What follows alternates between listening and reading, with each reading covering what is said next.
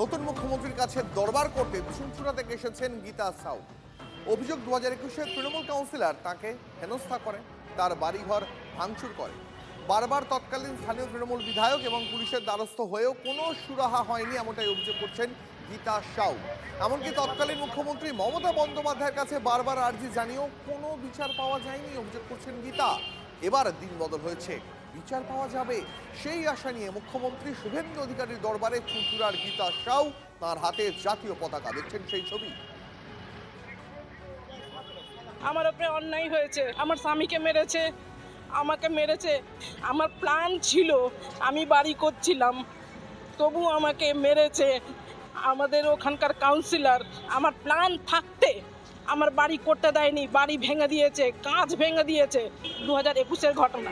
আমি কত লোকের কাছে গেছি, কত তৃণমূলের পার্টির কাছে গেছি, কেউ আমাকে বিচার দেয়নি, কেউ দেয়নি।